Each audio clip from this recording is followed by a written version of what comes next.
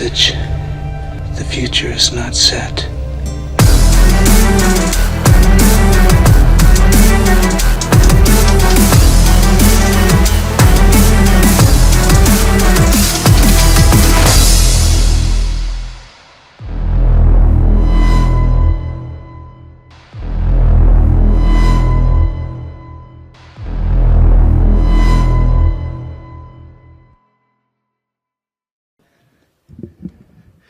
All right, good morning, everyone. I'm incredibly honored to be the keynote speaker for the second year here at BSides Milwaukee. As Joe had said, I'm Lillian Baker. When I saw this year's theme, I was excited about the possibility of speaking about how my work can influence the rest of the cybersecurity industry. So get ready with your notebooks, take a sip of coffee, and let's talk about how we can cross-pollinate our ideas for a better tomorrow. Now, some number of years ago, the World Health Assembly recognized that there was a growing problem for patients across the world. They formed the WHO Patient Safety Alliance to research clinical guidelines and improve patient safety. Part of this research centered around bringing awareness to surgical complications that arise during procedures. And this isn't just here in the US or any other developed countries. This was across the world, third world countries, growing nations. One of the big changes that they pushed was common hand washing requirements. And despite how that concept of hygienic procedures had existed since the late 1800s, this wasn't a new concept. This had been very early in germ research, germ theory, and it wasn't until they went back and studied this that they saw that there wasn't any sort of common procedures around hand washing requirements, soap requirements, anything like that. But besides hand washing, one of the big suggestions that came out of the study was something just as simple as hand washing, but way more recent. It was a checklist. In the book Checklist Manifesto, Atul Gawande reflected on his time leading the group that researched and developed the surgical safety checklist. It was not only effective in highlighting common issues in, before, and during surgeries, or after surgeries, but it also brought attention to common complications that arose during surgeries, and then bringing the surgical team's awareness to them. It was a way of pre-planning what was going to happen during the surgery, what they were looking for during the surgery, and if there was any sort of complications during surgery, what was the plan to come out of that afterwards. Overall, the safety checklist helped reduce the rate of surgical complications from 11% down to 7% and drop the death rates in half. Atul said that the inspiration for these checklists came from a bit of an unlikely place. They came from the pilot's checklist. Atul specifically mentioned that the checklists that were developed during the prototype phase of the B-17 in 1935 was the inspiration for all the pieces that they developed. Now, that crash of the prototype B-17 back in 1935 was because the B-17 was a more complex aircraft than had ever been built before. It had 4 engines, it had multiple different levers and locks in place. With it came all these additional complexities of how to pilot the B-17 throughout all phases of flight. The accident that occurred with that prototype was because there was an elevator lock that was in place during takeoff. So if you didn't remove the elevator lock, you no longer had pitch control of the aircraft, and the aircraft nosed over and crashed. From this accident, other test pilots soon began to develop their own checklists until the US Air Corps required a formal checklist to be created for the B-17 itself. There's not a single pilot that flies today, whether you're a beginner working on your private pilot license or the professional commercial pilot, that would leave the ground before they had their checklist and went through their checklist. You see this when pilots go out and do inspections on their aircraft, checking different flight services, checking the fuel to make sure there's no water in there. They follow the same checklist because they know that any one of those steps that are missed could have catastrophic effects later on in the flight. In emergencies, those pilots rely heavily on those checklists to reconfigure aircraft in response to the new flight conditions that they're facing. And beyond this, the checklists help facilitate communication between each pilot. The Air France 447 accident back in 2000s was partially caused by miscommunication between multiple pilots that were in the flight deck at that time. There wasn't a good common understanding of who was supposed to be doing what at any given moment. This point is exactly the same thing that the surgical safety checklist is attempting to solve. We can see how cross-pollination of those ideas between the flight deck and the operating room can yield mitigations for unsafe conditions. The underlying objectives between the two fields are the same. Improve the safety and communication between the actors by normalizing the information between them. Now, there's just one other little fact that I want to bring up about the surgical safety checklist. When was it released? Now, if you've read the checklist manifesto or done any research in this, you likely know the answer. The checklist was released in 2008. We've gone from 1935 of development of checklists and formalization of them to, in 2008, the surgical world having a common checklist. 70 years just for the checklist to migrate from the flight deck all the way into the operating room. And this isn't anything new. Same with the hand washing concept. It was over 150 years since the ideas of hand washing were developed. The whole of consumer electronics has occurred in this whole time gap. We can do better for cybersecurity. So one of the first things I would like to start with is kind of taking a look at 4 different industries and their approaches to system development and cybersecurity integration, because they differ from one another, but they have a lot of common themes and common objectives between them. And when you look at these different industries, you start to see that the objectives are highly individualized between them. But when you start to look closer into them, you see that the objectives are simply just small variations from one another. Since aviation is my field, I'm going to start with that. Modern airliners are highly integrated, large, multi-zonal systems that prioritize safety in the face of adversity. They have real-time processing power of a data center while flying.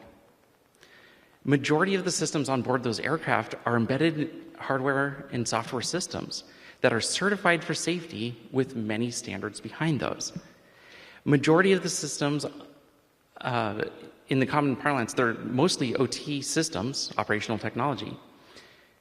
However, those highly integrated systems also rely on external data sources through RF pathways, other data sources coming from either airline operation centers, from ATC traffic, voice traffic. There's a lot of externalized data that's coming into these systems that over the years were not developed with security in mind. We can see this in a lot of different areas. GPS spoofing has become a much bigger issue in conflict regions and become much more common in those areas. ADS-B spoofing or interception can be mimicked with consumer hardware these days. When ADS-B was first developed about 10, 15 years ago, that wasn't the case. The common hack RF or other RF components were not commonly available. We recently saw the fragility of TCAS around DCA airport with a lot of faults that were just triggering repeatedly. However, those systems are making life-saving decisions within milliseconds. They're designed to ensure that the safety of the occupants is held at all times. So the standards that guide the interoperability between and the certification of these systems have been in use for decades.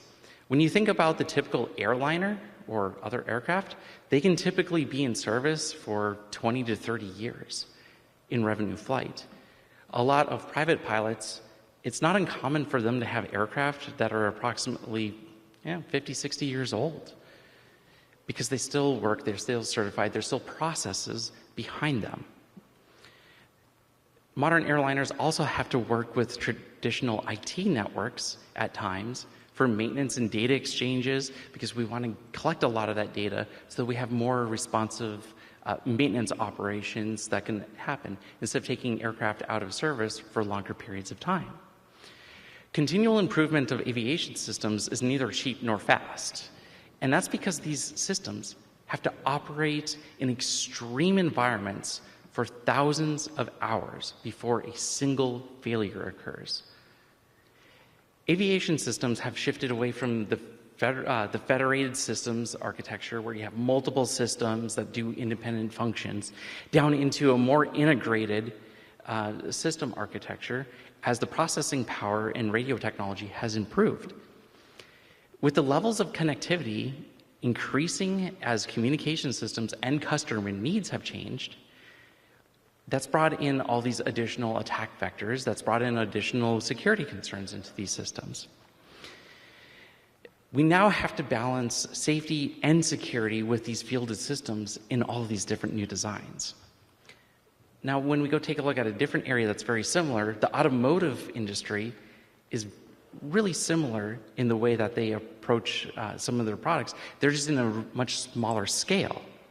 They've seen the steady drive towards more system integration with higher functionality and networking added in, much like a lot of the aviation systems that we deal with. Automotive systems also integrate smaller embedded devices with higher physical availability for attackers. You can walk out to any car out there.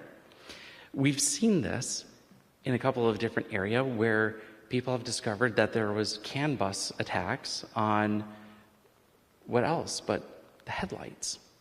And they could access different parts of the CAN bus and start using their attacks because there wasn't proper zonal segregation between systems. It wasn't properly tested. The amount of computing devices that the automotive industry has used has significantly increased beyond just simple radios and engine controller units. And with that, there's been a large shift in understanding those CAN buses and how to adequately protect them. Misconfiguration in those networks and the proper message handling has definitely left owners with either vandalized vehicles in the best case or missing vehicles in the worst.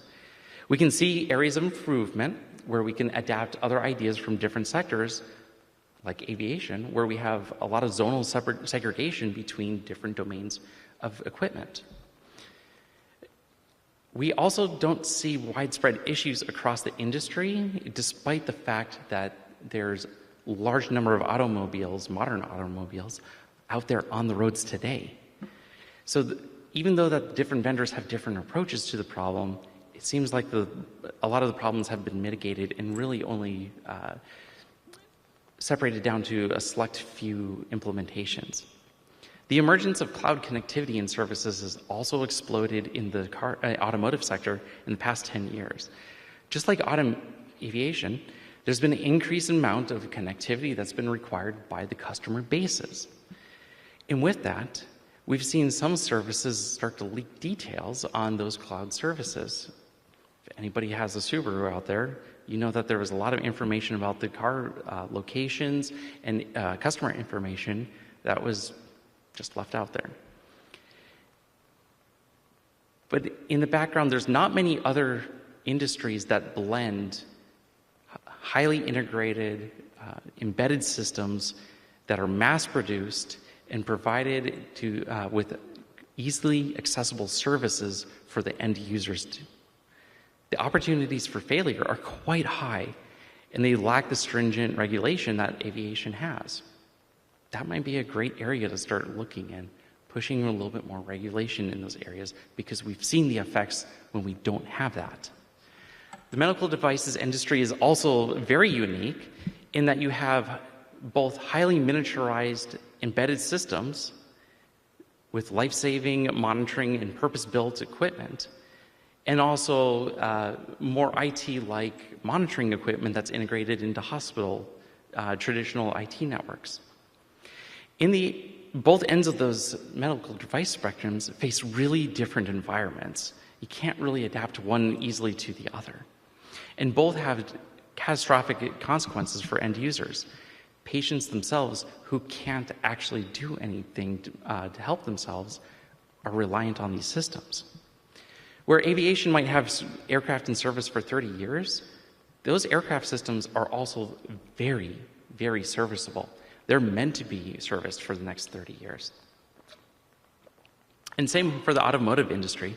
You can go into any garage or dealership and get parts for your vehicle. Implantable medical devices, however, aren't easily serviced within the human body.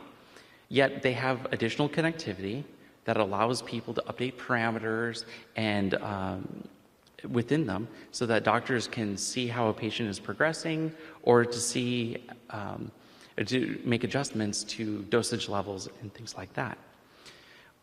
This has actually enabled patients to take their care from the doctor's office back home to their more comfortable and private settings. Within the hospital networks, we've also started to see that there's been an increasing demand because it allows nurses to monitor more and more patients across a single hospital floor. Those embedded systems typically get tightly integrated into those IT systems, and we've seen that there's been attacks that have caused ransomware attacks on those monitoring networks because there wasn't, again, proper segregation with the different domains. They were trying to get a lot of data across those domains without really realizing how they should segregate those things back out. The downtime for those IT networks leads directly to patient care and workload increases for nurses that have caused catastrophic effects for a lot of hospitals across the nation. If we went looking for inspirations for how hospitals could go and secure their systems, we might look at some place like the industrial control systems industry, right? The industrial control systems industry deals with large combined IT and OT networks for developing, deployment, and production of equipment. The integrated nature of those development workstations, human-machine interfaces, and embedded programmable logic controllers leads to a blend of systems that mirrors aviation and medical device industries in different ways. They typically implement zonal separation between their functional networks, and it draws parallels between aircraft systems and some of the other challenges that the medical devices industry sees. They also run with minimal downtime because, again, like aircraft and medical systems, there's a lot of people reliant on these systems. And the lifespan of them, much longer and further along than aircraft. ICS environments have enormous impacts on each and every one of our lives. And there's a lot of information here about how they experience natural disasters or how they secure their systems in order to keep the process assurance going for their individual areas. And yet, the way that ICS achieves this is very similar to other sectors. So with just those four industries, you see that there's a wide variation in how they integrate IT and OT systems together, right? There's a great amount of information to start looking for inspiration in improving our own processes and architectures elsewhere. Looking outwards from where I sit in aviation, I can see where there's lessons in the automotive space with how they do zonal segregation and have failed at that, where CAN buses might get integrated into some aircraft types. And we can take those lessons learned and start to integrate it into some of our threat models and some of our processes. For airline operations, the ICS sector has parallels to how flight operation centers need to be secured in order to talk securely with aircraft and pilots. If we take a step back, you can see that the implementations of these areas of security may be different, but there's an ultimate objective for each of these industries that's always the same. It's safety. And so I would like you to think about this. Focus on the outcomes and effects of security and not necessarily the implementations of them. This is a big shift from where we kind of sit in cybersecurity today. If the industry is focused on safety, the cybersecurity standards have safety in mind as the ultimate outcome for the cybersecurity of the system. If process assurance is the objective, as it is in ICS, security has to support the process assurance of the system. When we look at some of the other products that are being sold to us from different vendors, the narrative is all about the implementation, not necessarily how we integrate it into protecting our systems. I can't say that it's going to help my position about protecting patients. Then how do I use a product to do that?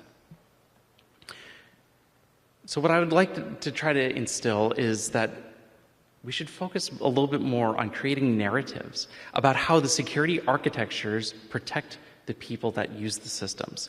If it's PII that we're trying to protect, the security has to protect that PII and not necessarily the systems around the PII. What if we directly show how we improve the objective outcomes of our systems instead of just saying that security is better? In aviation, our system designs focus around necessary and effective protections to ensure that the safety of the system is maintained. I can't affect the safety of the system with my security design, and that can happen very easily if we don't coordinate and work together on developing our systems. We're looking for guided purpose in these designs. Part of this is because we have to minimize the amount of extraneous functions that we have in our aviation systems. Because it's a bit of design minimalism that goes along with that. So I've touched upon it a little bit, and I would be absolutely remiss if I didn't talk about one of my favorite subjects, which is aviation industry standards. A pilot's checklist isn't the only thing that comes out of aviation. Working in aviation for a long time either gives you a really deep appreciation for the work that is done by the standards organizations, or you get a deep sense of dread of trying to work with them. My focus here is going to be on a few of the different aviation standards that are a little bit outside of security and how they were actually very groundbreaking when they were first created. Now, I should stress that these standards are developed from tragic events. The regulation that is created it's inherently a reactive process. Something had to happen for those regulations to be created. Something had to happen for these standards to get created. So in aviation, a lot of these initial regulations are a reaction to the loss of life. And when we talk about that, DO 178, the software consideration for airborne systems, came out of the 70s, when there was a lot of equipment failures that led to tragic accidents. That period of time woke everybody up to the fact that we needed some way of developing safe software. And so DO 178 was developed, and it was released in 1980. From there, other pieces started to be developed, like DO 254 and ARP 4754. 254 being released in 2000 for hardware considerations and certification. 4754 in system design, system of systems design, how we do integration. And that was released in about 2002. These three key documents really form the bedrock of all modern aviation and how we do certification processes. If you want to understand how to do code reviews with system requirements in aviation, you look at DO 178, you do the same thing for 254 for hardware and systems for 4754. What's interesting about these documents is that they tie specific certification objectives directly to the safety levels in the systems themselves as it's defined legally in the Code of Federal Regulations. You can go look this up in Part 23 or 25. There's information in there about what the definition of safety actually is. Now, these documents don't tell you how to do the processes. They tell you how to show compliance so that a regulator can come in and find compliance in those systems and documents. Nothing in aviation is granted or assumed. Everything has to be shown. So if these documents are really about compliance, like, why do they matter? And I'm going to dive into 178 a little bit further here. So I truly believe that DO 178 is one of the most important documents in software development that nobody knows about because it exists over in aviation. It's process. We don't want to do process. Well, this single document has saved countless numbers of lives. And it's not a document about software. It's a document about software development objectives, which is very different than software itself.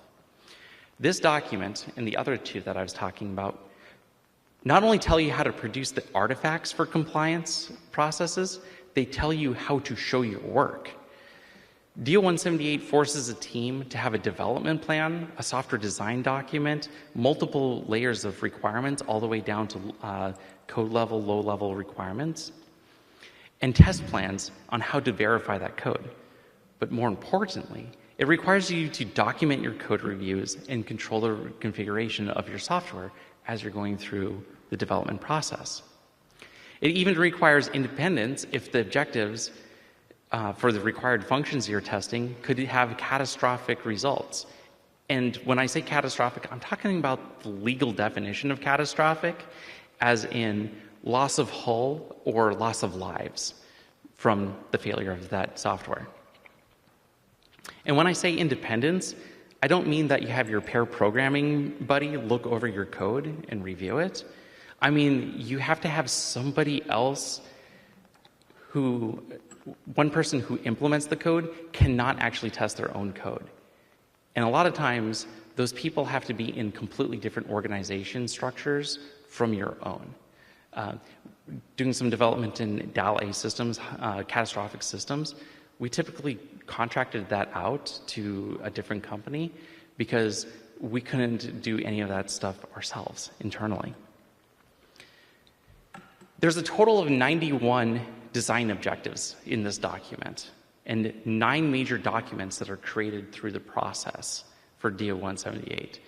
Now, I'm not necessarily a mind reader, but I can already tell many of you are thinking the same thing here, which is that this is a lot of process. And you're right, that is a lot of process. There's a reason why it takes us about 4 or 5 years to develop a single piece of equipment. However, here's another thought. You can adopt the processes of other industries without bearing the burden of the weight of them. Now, this is a pretty bold statement here. The process itself does not add significant development burdens. In aviation, it's the regulatory environment that provides the burden. The burden is providing is having a team that develops compliance showing to the standard, and a regulator that can find the compliance to the standards, independent of one another. The burden is proving to someone that your work is correct. The process burden is assurance. These 3 documents, DO 178, 254, ARP 4754, define safety levels as design assurance levels. That's what the burden is here. It's assurance. You can adopt pieces of these processes from other industries and not have to show the same levels of assurances that we would require. Wouldn't it be better if there was some process assurance for a certain piece of software that, I don't know, maybe had the ability to take endpoints off of a network when it was updated all of a sudden and caused massive delays and issues across IT networks across the world? We would have been in a much better place if there was some process assurance and adherence to the good software processes. And yet, in the aftermath of that problem with that software, the community asked for reassurance that they would stick to their processes and develop them properly. We basically self-regulated that company in a way. So we're going to shift a little bit back towards the cybersecurity standard stuff. I wanted to introduce kind of how a lot of these other standards and processes worked, because there's a tight correlation between them. Each of the industries that I talked about have some amount of regulation behind them, so they're required to provide those assurances. Some of those have more process assurance behind them than others, but there's also other industries like the financial sector that has very specific regulatory obligations and controls for security that they're required to implement. That's a little bit outside of this scope here, but let's kind of get back into what we can find in aviation. So in aviation, cybersecurity is very young compared to the rest of those documents that I talked about. DO 356 here, the airworthiness security methods and considerations for certification, that was released in 2014. It's only been out there for just over 10 years. When you compare that to DO 178 being released in the 80s, we've gone a long time in aviation before cybersecurity became a big concern. And when you consider that the spans of aircraft, as I mentioned, are somewhere between 20 to 30 years, there's airframes in use today that predate the security standards that were developed.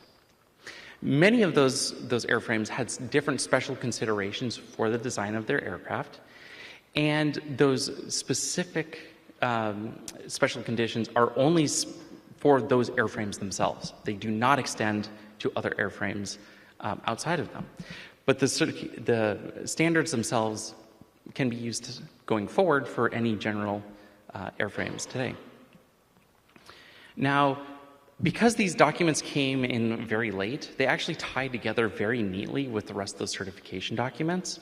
The objectives in DO 356, for instance, tie directly to certain objectives in 178 and 254. So if you do all of your traceability and requirements development correctly, there's actually not that much process burden that goes along with the processes. It's all kind of baked together with one another. They're all in concert with one another. Now, what makes this even more interesting is that aviation cybersecurity standards lean on other security standards outside of itself. DO 326 and 356 actually have references in them to common criteria, CVSS, NIST 853 and 160, to support how aircraft system developers should approach security. They don't try to prescribe a way to do it, they point to other areas where you can take a look. DO 393 there at the bottom, process standards for certification, actually references 49 different security standards, information letters, and certifications in its references. Security Plus and Certified Information Security Manager certifications are specifically listed in that document as supporting the document itself. Now, in terms of certification documents, that is incredibly unique. No other document does that.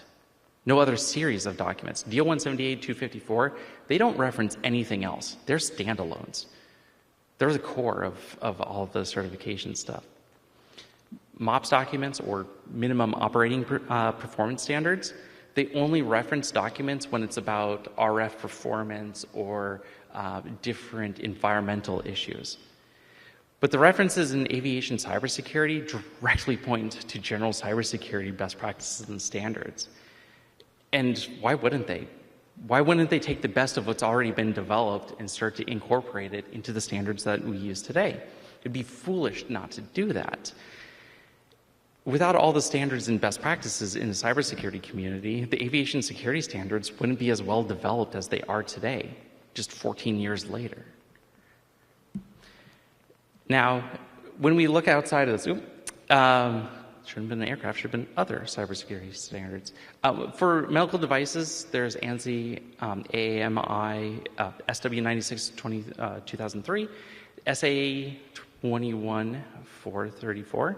Those are also other standards for certification of medical devices and automotive sectors.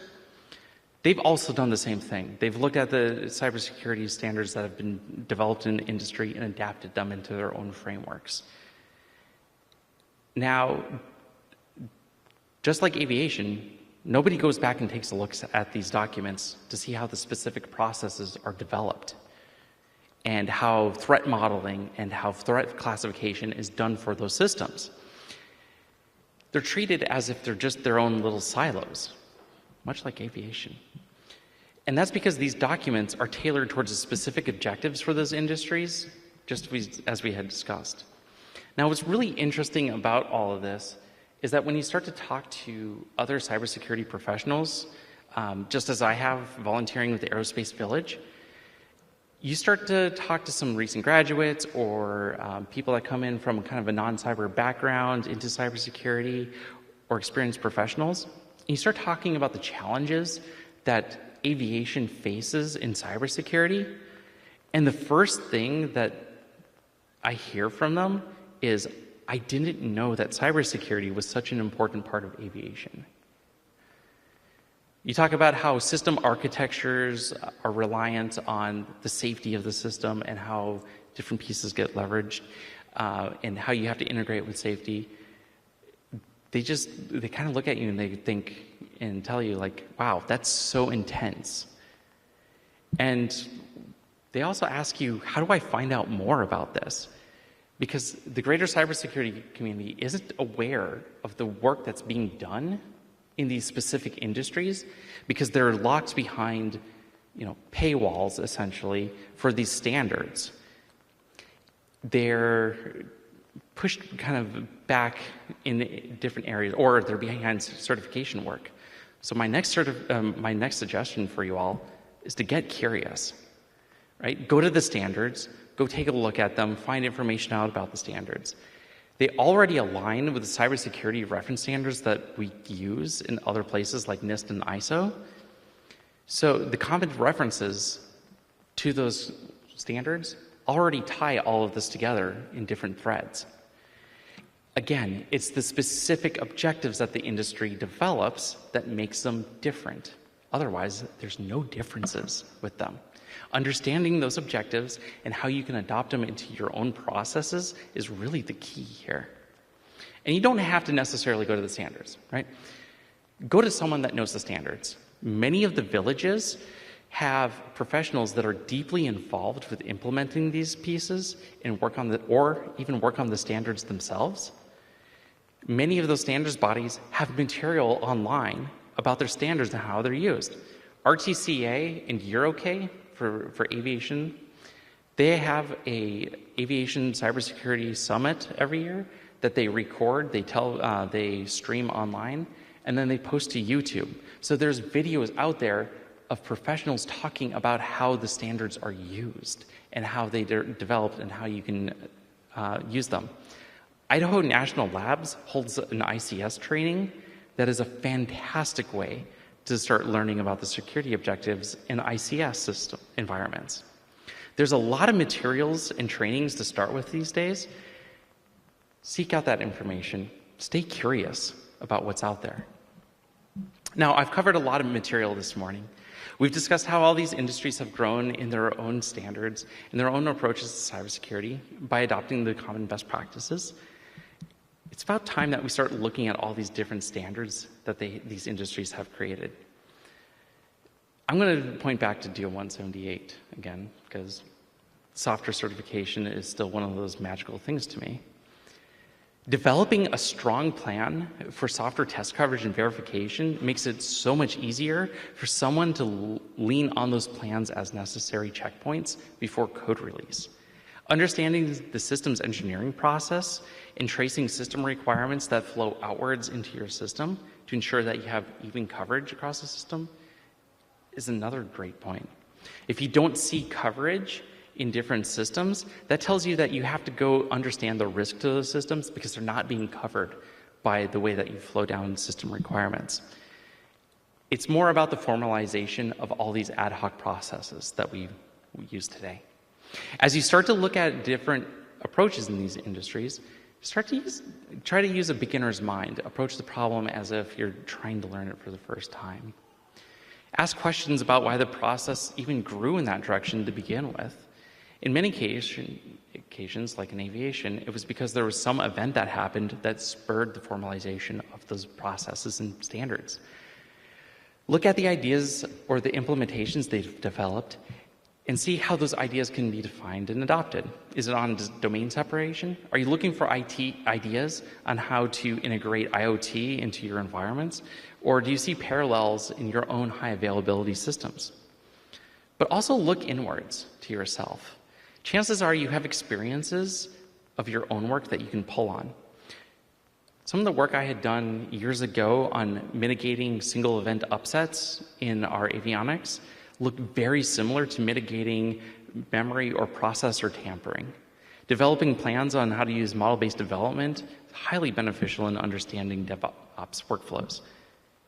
Even my background in mechanical engineering undergrad classes was helpful in explaining how lockpicking works from the perspective of manufacturing and tolerance stack-ups. There's a lot of historical issues that I've worked on in the past that has applications for cybersecurity compliance today. I hope you see how important it is to take inspiration from the most unlikely of places. The untimely accident of a prototype aircraft in 1935 has now led to the normalization of checklists and eventual worldwide improvements of standards of care and surgical procedures. So, stay curious. Think about how you can develop your own system security objectives rather than necessarily the implementations. And get ready for our fantastic series of speakers here at BSides Milwaukee. Thank you.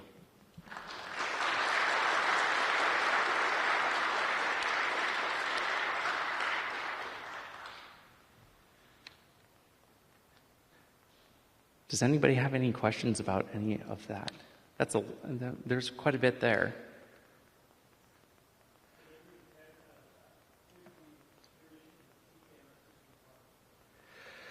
Good question.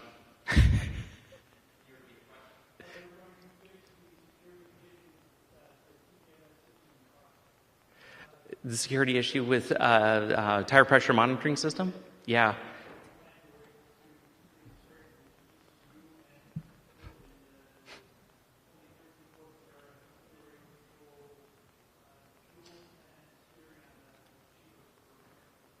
Yeah, so I'll repeat that for everyone here. So a while back, there was some research done into the tire pressure monitoring system. You know, the valve stems that you pay out. Okay. Still affects a lot of different pieces. There's been a lot of research in how that the data transfer between the valve stems and the rest of the car has hooks into the CAN bus that allows you to hop and jump into different areas of the vehicle controller network. That's a great question. So in some of the conversations that I've had in the past with other people in the automotive industry, one of the other problems the automotive industry has is that they don't talk to one another. And they don't like to because they like to keep everything very closely held to the vest, which, hey, that would be a great thing for them to come to some of our conferences and see how people talk to one another in different industries, right?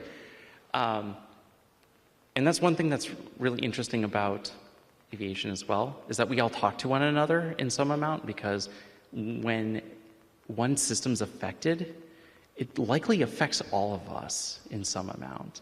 So it would be interesting to highlight that problem more in the future.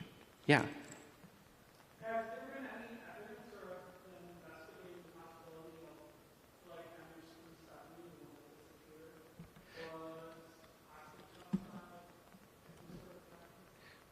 So that's a great question. That's been one of the theories. I'm going to take the question, I'm going to turn it a little bit. What evidences would we need in order to prove those theories correctly? So the question was about MH370 and if it was caused by hacking, right? So in order to go back and actually do some sort of investigation on that, you need the data, right? Or you're just kind of blindly guessing with what happened.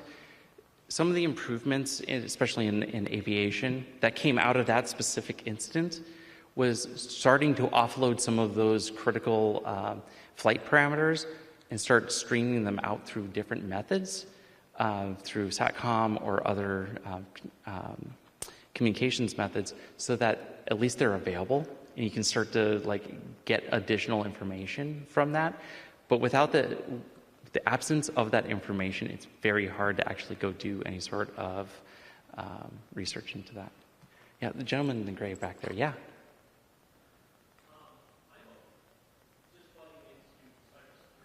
Yeah.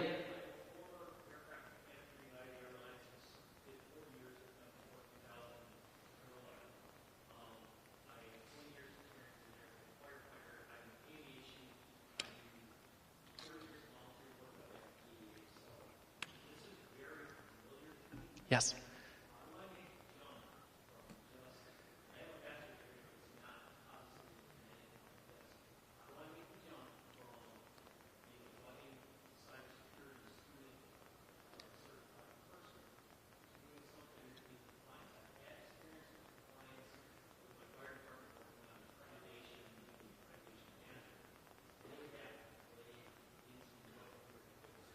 Yeah, that's a really great question. So to repeat that, background as an aircraft mechanic, a lot of other experiences, learning about cybersecurity today, wanting to understand how to get into aviation, cybersecurity, kind of more the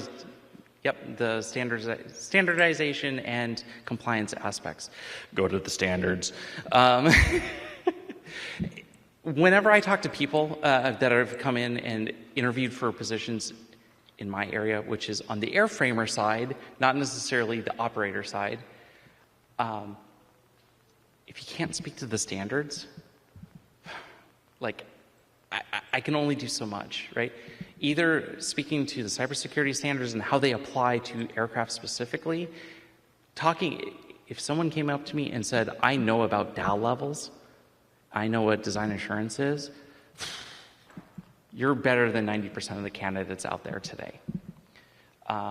In the area of specifically airline certification, they are a little bit different because they don't do the cybersecurity system certification. They do continuing airworthiness, which is another one of the standards that is up there, 355. And that's getting expanded a little bit further in the future.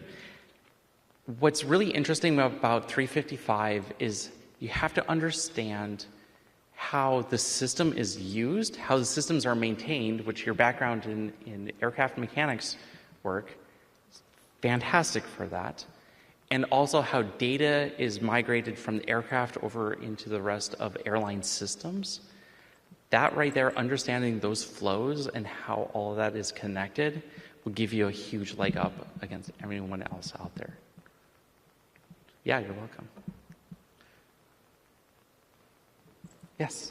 So from your experience, being involved early in the design of these systems, can you speak to any successes or failures in the system? Oh. The biggest, okay, so to repeat the question for everyone, is for getting involved in cybersecurity design very early in the development of aircraft systems, what successes or failures have I seen? The biggest failure that I've seen is development teams asking, why do we have to do security? Why are we focused on this right now? And the answer to that is because we have an autonomous aircraft that I'm working on developing. I can't assure that somebody's going to be standing there ensuring that the aircraft is secure at all times. So I got to provide security assurances within the system itself. Some of the big successes that we've actually had is working together with the safety team who is developing the safety levels for the system and working on how the safety is addressed across different subsystems. Because when you can have a conversation with somebody about safety and say that, like, we're trying to do the same thing, but different. They're trying to ensure that this thing works all the time, every time, into perpetuity, right? To the different design assurance levels. I'm trying to protect that, to ensure, I'm trying to provide assurance that that system is always in that safe state so that the safety of the system can be maintained. One of the really interesting conversations that I had with one of the safety team members, safety leads, was talking about system observability and how safety and security oppose one another in observability of systems.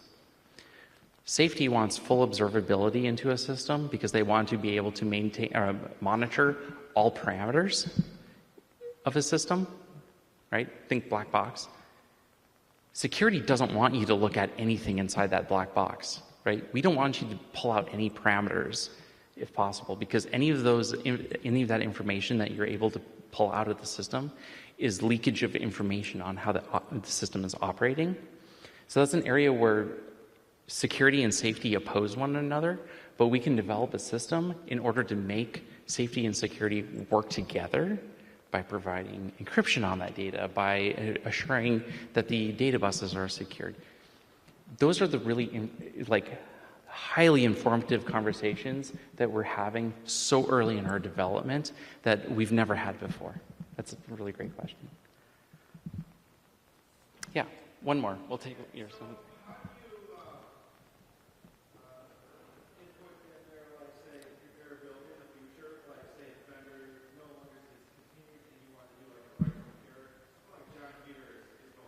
Yeah.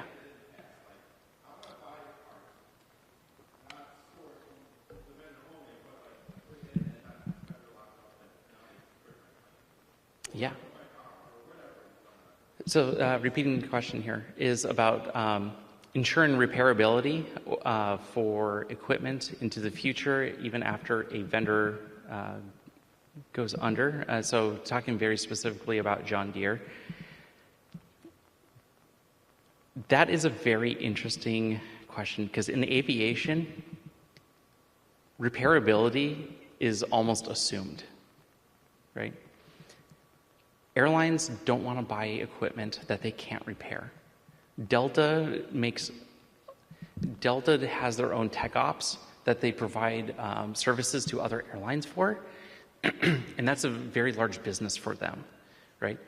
They have their own maintenance systems. They don't want to rely on any vendors to do that repair for them when they could do it in-house. So in aviation, that's a little bit of a special case. Aviation, it's almost always assumed and assured. It's actually also written into the requirements for the component maintenance manuals of the equipment itself on how to do the repairs to the equipment, schematics, information about how the equipment operates, all the other stuff. Depending on the sector that you're in, you might be able to require that a vendor provides information like that to the requirements through customer relations requirements or other means like that. In the consumer space, that's much more difficult to do because you have to make your selections based on product availability and not necessarily your own personal requirements, or working with other unions or organizations, trade organizations, to ensure that that goes forward. That might be a way to do it. All right. Well, thank you very much, everybody. We'll have about 10 minutes until the next talk, so take it easy, chill out, get a drink. I'm going to get some coffee myself. There you are.